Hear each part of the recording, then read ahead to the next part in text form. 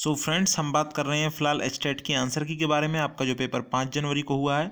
सो दोस्तों, बात करते हैं 68 क्वेश्चन के बारे में। मैथ्स पोर्शन के बारे में पहले बात करते हैं कि ए और सी ने इन्वेस्ट किया अमाउंट 2:1 के रेशो में, जबकि ए और बी ने इन्वेस्ट किया अमाउंट 3:2 के रेशो में। उनका टोटल प्रॉफिट 1573 रुपये है, 1573। तो बी को कितना अमाउंट मिलेगा? दोस्तों, जो चैप्टर होता है आपका इन्वेस्टमेंट वाला, इसमें ये होता है कि आपको यदि कुछ इन्वेस्टमेंट आपने की है तो आपको प्रॉफिट या लॉस उसी रेशो में होगा जिस रेशो में आपने इन्वेस्टमेंट की है। तो दोस्तों, बात चलते हैं इस क्वेश्चन के सॉल्यूशन की तरफ। Let's see the solution. So बात करते हैं सॉल्यूशन की। आप यहाँ देख सकते हैं कि ए और सी का जो यहाँ पर इनका इन्वेस्टमेंट है वो 2:1 है और ए और बी का इन्वेस्टमेंट है 3:1। देखिए दोस्तों, यहाँ पर जो ए 2 है इसका, और यहाँ पर ए का है 3। तो हम या तो इसको और डिटेल में कर सकते हैं, बट मैं आपको डायरेक्टली बता रहा हूँ। यहाँ पर हम ए को इक्वल करेंगे पहले। तो ए को इक्वल करने के लिए इस वाले में तो हमको ए को 3 से मल्टीप्लाई करना पड़ेगा, ए की टर्म को और सी की टर्म को, और इस वाले में हमें ए और बी की टर्म को 2 से मल्टीप्लाई करना पड़ेगा। तो अब हम अगर ऐसा करते हैं तो जो ए और सी की रेशो 6:3 आ जाती है और ए और बी की रेशो 6:4 आ जाती है। अब यहाँ पे आप देख सकते हैं ए कॉमन आ गया है, क्योंकि ए दोनों जगह है और ए सेम होना चाहिए। तो अब यहाँ से रेशो हमारी निकल के आती है A/B/C की 6:4:3। अब हम निकालते हैं बी की अमाउंट। तो दोस्तों, आप यहाँ पे देख सकते हैं जो बी की अमाउंट है वो है 4, और टोटल अमाउंट कितनी है? 6 जमा 4 जमा 3 13। तो बी की अमाउंट कितनी निकलेगी? 4/13। और यहाँ पर प्रॉफिट कितने का है? 1573 का। तो इसको कर देंगे हम 4/13 इंटू 1573 1573। तो आपका जो आंसर आता है वो आता है 484। तो दोस्तों, आपका राइट आंसर होगा 484। मूव करते हैं नेक्स्ट क्वेश्चन पर। सो नेक्स्ट क्वेश्चन है 69। A man is 14 years older than his son. After 2 years, his age will be twice the age of his son. The present age of his son is। दोस्तों, बहुत simple question है, 8th class के level का question है, कुछ भी नहीं करना, बड़ा सिंपल है, आराम से कर लेंगे। 69 का राइट आंसर है थर्ड 12 ईयर्स। राइट आंसर मैंने बता दिया, आप देख सकते हैं। 70 क्वेश्चन है, थोड़ा ट्रिकी क्वेश्चन है। इसमें बताना है find the wrong number in the series. दोस्तों, आपके लेवल से थोड़ा हाई क्वेश्चन है, क्योंकि जो इसमें ट्रिक लगाई गई है वो थोड़ी ऐसे कॉन्सेप्ट के जैसे क्वेश्चंस IBPS PO के एग्जाम में पूछे जाते हैं। तो दोस्तों, इसका आंसर हम आपको बताते हैं 70 का आंसर। 70 का आंसर ये होगा दोस्तों। यहाँ पर सीरीज दे रखी है, वो है आपकी 10 12 28 90 360 1850। तो पहला स्टेप इसमें कैसे आएगा? 10 गुना 1 जमा 2, ये आ गया आपका 12। फिर 12 में इंटू 2 + 4। सो दोस्तों, आप यहाँ पर देख सकते हैं कि जो ये वाली सीरीज है, ये वाले जो हैं ये चल रहे हैं आपके नंबर वाइज 1 2 3 4 5, और जो इससे नेक्स्ट वाले हैं ये चल रहे हैं आपके 2 4, ये इवन नंबर्स के टर्म्स में चल रहे हैं। तो पहला 12 आ गया, दूसरा 12 इंटू 2 + 4 28, थर्ड आ गया 28 इंटू 3 + 6 90, फोर्थ होगा आपका 90 इंटू 4 + 8 368, और जो आपका दे रखा है इसमें वो है 360, ये दे रखा। तो ये गलत है 360, इसकी जगह पर आएगा 368। और जब यहाँ पर 368 होगा और इसको फिर अगर टर्म्स के अकॉर्डिंग चलेंगे तो आपका वो 1850, ये भी लास्ट का सही आ जाएगा। तो आपका जो रॉन्ग नंबर है यहाँ पर जो पूछ रखा है, इसमें रॉन्ग नंबर इन सीरीज वो होगा 360, क्योंकि इसकी जगह आएगा 368। ठीक है दोस्तों, 70 आपका हो गया। मूव करते हैं 71 क्वेश्चन पर। 71 क्वेश्चन दोस्तों आप अपने बुक में से पढ़ सकते हैं, एक बार मैं आपको दिखा देता हूँ। ये उनके लिए दिखा रहा हूँ जो दोस्त PGT का नहीं दे के आए हैं, जो देखना चाहते हैं एक बार क्वेश्चन को। तो आप देख लीजिए, 28 मैंगो ट्रीज हैं, 42 एप्पल ट्रीज हैं और 21 ऑरेंज ट्री हैं जो प्लांट करने हैं रो में, कि हर एक रो में सेम नंबर ट्री आए एक वैरायटी के, वो एक ही वैरायटी के होने चाहिए। तो मिनिमम नंबर ऑफ रोज क्या होगी? बहुत ही सिंपल क्वेश्चन है दोस्तों। पहले हम क्या करेंगे? 28 42 और 21 का HCF निकाल लेंगे। इनका HCF आएगा 7, और जब हाईएस्ट कॉमन फैक्टर 7 है, जब उनमें से किसी भी एक टाइप में से हाईएस्ट 7 हो सकते हैं, तो हम 7 से हर एक को डिवाइड कर देंगे। 28 को 7 से डिवाइड करेंगे, 42 को 7 से, 21 को 7 से। तो आप नीचे देख सकते हैं, जब 28 को 7 से डिवाइड करेंगे तो 4 आएगा, 42 को 7 से डिवाइड करेंगे तो 6 आएगा, और 21 को 7 से डिवाइड करेंगे तो 3 आएगा, और हम इन सभी का सम कर देंगे। तो यहाँ से आ गया 4 जमा 6 जमा 3 13। तो कम से कम नंबर ऑफ रोज क्या होंगी दोस्तों? राइट आंसर होगा 13। 13 कम से कम नंबर ऑफ रोज होंगी। 71 हम कर चुके हैं। मूव करते हैं 72 पर। A is twice as fast as B. और दोस्तों यदि आपको यहाँ पर ये साफ नहीं दिख रही है मेरी वीडियो, तो ऊपर राइट हैंड साइड की तरफ सबसे ऊपर कोने में इस प्रकार के, जैसे ये टिक किया मैंने, इस प्रकार के 3 बटन आ रहे होंगे, उस पर क्लिक करें, उसमें वीडियो क्वालिटी को सिलेक्ट करें और उसमें से 480p या 720p जो हाईएस्ट है उसको सिलेक्ट करें, आपकी वीडियो बिल्कुल साफ हो जाएगी।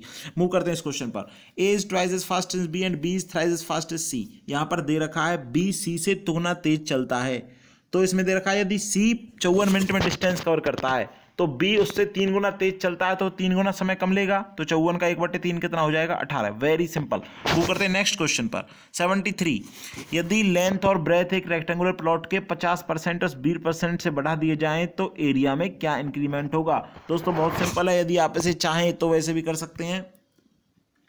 जैसे लंबा मेथड होता है, लेंथ मान ली L और 50% बढ़ गई तो 3L/2, या ब्रेथ मान ली 20% वो बढ़ गई तो 6L/b 1/5 6/5 भी हो जाएगा। इसके अलावा एक और ट्रिक है, जैसे कि आप SSC वाले मुखर्जी नगर या कहीं और जो तैयारी कर रहे हैं तो राकेश सर बताते हैं, या और भी भगवती सर और मतलब सर बताते हैं, वो मैं आपको एक ट्रिक भी बता देता हूँ, एक बार देख लीजिए सर। ट्रिक है, सो लेट्स सी, जो आपका ये 73 क्वेश्चन है, जो लेंथ है आप यहाँ पर देख सकते हैं 50% से लेंथ बढ़ गई। 50% कितना होता है 1/2, तो पहले इनिशियली कितनी थी 2, अब 1 बढ़ के कितनी हो गई 3। ठीक है, ब्रेथ कितनी है 20%, 1/5, पहले कितनी थी 5, बढ़ के कितनी हो गई 6। तो यहाँ पर एरिया होता है लेंथ और ब्रेथ का प्रोडक्ट, तो पहले प्रोडक्ट कितना था 10, अब प्रोडक्ट कितना हो गया 18, तो इंक्रीमेंट कितना हो गया दोस्तों 8, कितने पर 10 पर, तो 8/10 का इंक्रीमेंट है। सिंपल सी बात है, 4/5 का इंक्रीमेंट होगा। तो वेरी सिंपल क्वेश्चन 73 का आपका ऑप्शन होगा 4/5। नेक्स्ट क्वेश्चन है, देख लीजिए। जिन लोगों ने क्वेश्चन नहीं देखा है, जो पीजीटी के एग्जाम नहीं देखा है, उनके लिए मैं क्वेश्चन पढ़ देता हूं कि 10 litres of milk contains 8% water, what quantity of pure milk should be added to this mixture to reduce this to 4% water. दोस्तों थोड़ा सा ट्रिकी क्वेश्चन है, थोड़ा सा ट्रिकी है, ज़्यादा ट्रिकी नहीं है, एक बार देख लीजिए समझ में आ जाएगा। देखिए दोस्तों, पहले 10 लीटर वाटर था, ये रहा यहाँ पर 10 लीटर वाटर है, तो उसमें से 8% पानी है, तो 8% हो गया 0.8 लीटर पानी और 9.2 लीटर मिल्क। सिंपल बात है, यहाँ तक कोई प्रॉब्लम नहीं है। उसके बाद यदि इस मिश्रण में कितना शुद्ध दूध मिलाएं कि पानी 4% रह जाए। देखिए दोस्तों, जब इसके बाद हमने मिश्रण में दूध मिला दिया तो क्या पानी की मात्रा उसमें घट गई?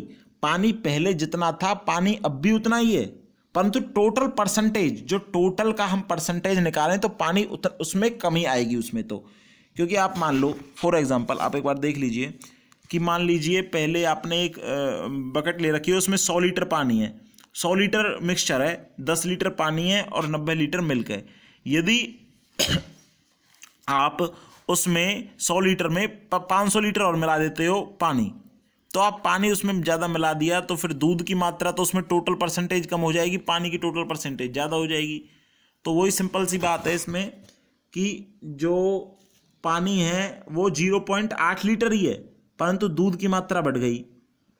हमने मान लिया दूध मिला दिया, हमने x मिला दिया फालतू, तो दूध हो गया 9.2 + x। टोटल मिश्रण में भी दूध ही बढ़ेगा, टोटल मिश्रण कितना हो गया 10 + x। तो यहाँ पर जो वाटर है 0.8 वो टोटल 10 + x का 4% है। तो ये बिल्कुल जो अकॉर्डिंग टू क्वेश्चन मूव करें हम बस इसमें। अब यहाँ से x के लिए सॉल्व कर लो, सिंपल आ जाता है 10, तो यहाँ से आ जाएगा आपका 10 लीटर। तो राइट आंसर होगा 74 का 10 लीटर। मूव करते हैं नेक्स्ट क्वेश्चन पर 75 पर। 75 है sin a - cos a 0 है, तो sin to the power 4a plus में cos to the power 4a क्या होगा।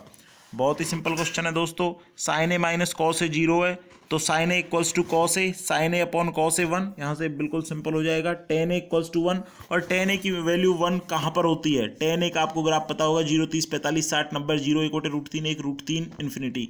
तो tan a 1 होता है जब a की वैल्यू 45 डिग्री हो। तो यहाँ से इसको वैल्यू को आप पुट कर दीजिए 1/√2⁴, इसको आप सॉल्व करेंगे तो ये आ जाएगा 1/2 का स्क्वायर, 1/2 का स्क्वायर 1/4 + 1/4, 2/4 = 1/2। सो 75 का राइट आंसर होगा दोस्तों 3, 1/2। बहुत सिंपल क्वेश्चन है। थोड़ा सा हार्ड क्वेश्चन कौन सा था? 74 था थोड़ा हार्ड क्वेश्चन, और मेरे को कोई हार्ड क्वेश्चन नहीं लगा। थोड़ा सा ट्रिकी आपका ये था 28 मैंगो ट्रीज और 42 एप्पल्स वाला। 76 क्वेश्चन पर मूव करते हैं। बहुत ही सिंपल क्वेश्चन है, 8वीं में किए होंगे आपने बोट और स्ट्रीम वाले, वेरी सिंपल। मूव करते हैं इस क्वेश्चन पर। 76 क्वेश्चन है। एक बार मैं आपको क्वेश्चंस दिखा देता हूं, आप जिन्होंने पेपर नहीं दिया वो प्लीज़ एक बार क्वेश्चंस देख लें और आप लिख सकते हैं, क्योंकि ये आपको आइडिया लग जाएगा। 73 क्वेश्चन ये रहा, पॉज करके वीडियो को देख सकते हैं, क्वेश्चन को लिख सकते हैं।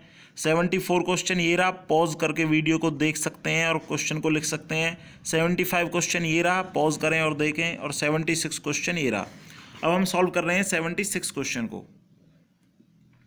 Let's see. 76 है, एक बोट डिस्टेंस, कोई फिक्स डिस्टेंस, उसको डाउन स्ट्रीम में तो आधे घंटे में कवर करती है और अप स्ट्रीम में 3/2 या 1 सही 1/2 या 1.5 घंटे में कवर करती है। तो बात करेंगे, यदि स्पीड दे रखी है स्ट्रीम की 5 किलोमीटर प्रति घंटा, तो बोट की स्टिल वाटर में स्पीड निकालनी है। बहुत ही सिंपल क्वेश्चन है, very simple. Let's see it. देखिए दोस्तों, हमने मान ली स्पीड जो स्ट्रीम में है वो तो है 5 किलोमीटर प्रति घंटा, और बोट की जो स्पीड स्टिल वाटर में है वो है x। तो इसके अकॉर्डिंग डाउन स्ट्रीम में स्पीड क्या होगी, वो जुड़ जाएगी, क्योंकि बोट की स्पीड स्टिल वाटर में है x और वैसे स्ट्रीम की स्पीड है 5, तो x + 5 डाउन अप स्ट्रीम में हो जाएगी x - 5। दोस्तों यदि आपने ऐसे क्वेश्चंस कर रखे हैं तो आपको ये देखते ही समझ में आ जाएगा। तो डाउन स्ट्रीम में टोटल डिस्टेंस कितना हो गया, speed into time, x + 5 into 1/2। और अप स्ट्रीम में डिस्टेंस तो बराबर रहेगा ना, ये मैंने दोनों इक्वेशन इक्वेट क्यों की है, क्योंकि डिस्टेंस तो दोनों केस में बराबर है। दूसरे केस में स्पीड कम हो गई है तो इसलिए टाइम ज़्यादा लग गया है। तो समझ पा रहे हैं ना बात को। सो यहाँ से दोनों इक्वल हो गए, एक्स की वैल्यू आ गई 10, वेरी सिंपल। मूव करते हैं दोस्तों नेक्स्ट क्वेश्चन पर। सो नेक्स्ट क्वेश्चन है आपका 76 का 10 किलोमीटर प्रति घंटा, बहुत ही सिंपल। 77 तो शायद मुझे ऐसा लगता है किसी ने पूरे जितने बच्चों ने पेपर दिया गलत नहीं किया होगा, क्योंकि इसका सिंपल है टेम का मतलब दे, क्योंकि टेम ना टुक मीन्स दे आर बैड, तो टेम यहाँ पर दे के लिए स्टैंड कर रहा है, इसमें term is right. South east is called east, बहुत ही सिंपल क्वेश्चन है। देखिए दोस्तों मैं आपके लिए बना देता हूँ। ये क्या होता है, ये होता है नॉर्थ, ये होता है साउथ, ये होता है ईस्ट, ये होता है वेस्ट। अब यहाँ पर जो साउथ ईस्ट ये वाला होगा साउथ ईस्ट। यदि हम साउथ ईस्ट को ईस्ट मान लें, इसका मतलब क्या है, हमें अपनी एक्सिस को 45 डिग्री से क्लॉकवाइज रोटेट करना पड़ेगा। तो नॉर्थ क्या कहलाएगा, तो नॉर्थ को भी 45 डिग्री से क्लॉकवाइज रोटेट कर दीजिए, तो क्या कहलाएगा, नॉर्थ ईस्ट। वेरी सिंपल बच्चों का क्वेश्चन। 79 दोस्तों थोड़ा क्वेश्चन था, एक बेसिक क्वेश्चन था, वैसे कोई ज़्यादा हार्ड क्वेश्चन नहीं था। 79 को देखते हैं। 79 3 digit number 4p3 is added to 984 to get a 4 digit number this. ठीक है। तो 79 पर देखते हैं, एक बार देख लीजिए, क्वेश्चन को पढ़ लीजिए, दूसरी बार पढ़ लीजिए, because understanding the question is the answer to the question. अगर आपने प्रश्न को समझ लिया है तो आप उत्तर पर पहुंच चुके हैं। प्रश्न को समझना ही उत्तर है, मेरी इस बात को गौर से सुनिएगा। So let's see the answer.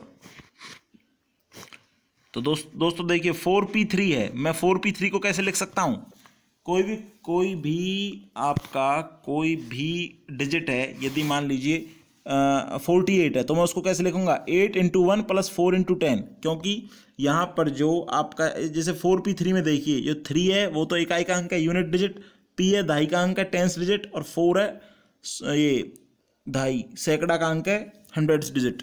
तो 3 की वैल्यू यहाँ पर 3 × 1 है, p की वैल्यू यहाँ पर p × 10 है, 4 की वैल्यू यहाँ पर 4 × 100 है। बच्चे जैसे करते हैं चौथी पांचवी में, तो 4p3 की वैल्यू क्या होगी, 403 + 10p। एक बार देख लें, लेक्चरर का पेपर दे रहे हैं, इतना तो समझ सकते हैं।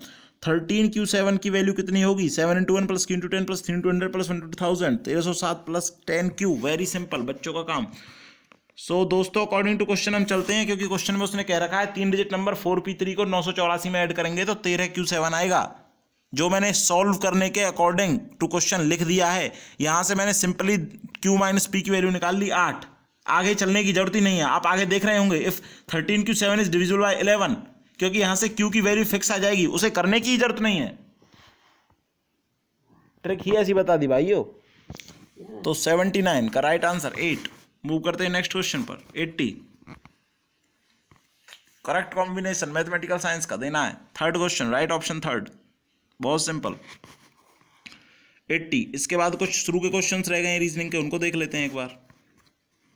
61 the least perfect square number जो 10, 12, 15, 18 से भाग हो रहा हो। भाइयों 15 से कौन सा भाग होगा? 15 से सिर्फ वो ही नंबर भाग होगा। मैं तो एक आपको सिंपल बता रहा हूँ, 15 से वही नंबर भाग होगा जिसके पीछे 0 या 5 होगा। इसमें चारों ऑप्शंस में से सिर्फ 900 ही एक ऐसा है जिसमें 0 या 5 है। डायरेक्ट कर लेते, कोई जरूरत नहीं है देखने की। या फिर आप ऐसे करते हैं 10, 12, 15, 18 का एलसीएम ले लीजिए। एलसीएम आएगा 180 और उसको आप उसका मल्टीपल देखिए कोई आ रहा है तो इसमें तो 900 ये उसका मल्टीपल 61 का 2, सिंपल।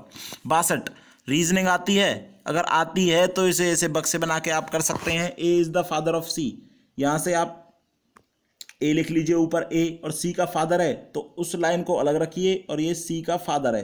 फादर को बॉक्स से डिनोट करिए, यदि कोई मदर है तो उसको ऐसे गोले से डिनोट करिए। एक ट्रिक होती है करने की, सिंपल ही करेंगे तो इसका आंसर आएगा 4th, sister in law. Right answer है 62 का 4th। 63 यदि किसी कोड में सर्टेन को ऐसे लिखा जाता है तो सीक्वेंस को ऐसे लिखा जाता है तो मंडेन को कैसे लिखेंगे? बहुत ही सिंपल क्वेश्चन है दोस्तों, आराम से कर सकते हैं क्योंकि इसमें सर्टेन और जो ये टर्म है कैसे ले रखी है हमने, ABCD की जो सीरीज आगे से जो जितने नंबर पे है और पीछे से जितने नंबर पे है उसके अकॉर्डिंग ले रखी है। कोई जरूरत नहीं है ज़्यादा डिटेल में बताने की, सबको पता है। 63 का 3rd बहुत ही सिंपल क्वेश्चन है। 64 इनमें से कौन सा शब्द है जो डिक्शनरी से बन नहीं सकता? डिक्शनरी के अक्षरों से कौन सा शब्द नहीं बन सकता? दोस्तों बड़ा सिंपल क्वेश्चन है। रेशन है, बन सकता है। डेयरी बन सकता है। नेशन नहीं बन सकता। नेशन में क्योंकि डिक्शनरी में एन का प्रयोग सिर्फ एन एक ही बार आ रहा है, परंतु नेशन में एन 2 बार आ रहा है, तो नेशन शब्द डिक्शनरी के शब्दों से बिल्कुल भी नहीं बन सकता। 65 है दोस्तों। P is the brother of Q, R is the father of P, S is the brother of T, T is the, बड़ा वही सिंपल दूसरे बार वो ऐसे ही क्वेश्चन दे दिया। इसका 65 का राइट आंसर होगा 4P। तो जो एस का पेटर्नल अंकल है या चाचा कहेंगे हम उसे, that will be the P। 65 का आंसर हो गया आपका बड़े ही आराम से P। 66 कितने पेयर ऑफ लेटर्स में brighter contain such as 2 letter pair है एज मेनी लेटर? दोस्तों इसका थोड़ा सा कंफ्यूजन है इसमें क्योंकि ये थोड़ा जो ट्रिक लगाई है इसमें वो हमने उसमें एक हल्की सी कंफ्यूजन हो रही है, बट 98% में श्योर हूं कि इसका आंसर होगा 3, मतलब 4th ऑप्शन और आंसर होगा इसका 3। तो 4th ऑप्शन आंसर 3 66 का। मूव करते हैं 67 पर। x/y = 4/5 तो इसकी वैल्यू बतानी है। बड़ा ही सिंपल है, आप इसको कर सकते हैं क्योंकि देखिए यहाँ से हमारे पास आ गया y = आप देख सकते हैं स्क्रीन में y = 5x/4। तो y की वैल्यू को आप y की जगह पर रख दीजिए।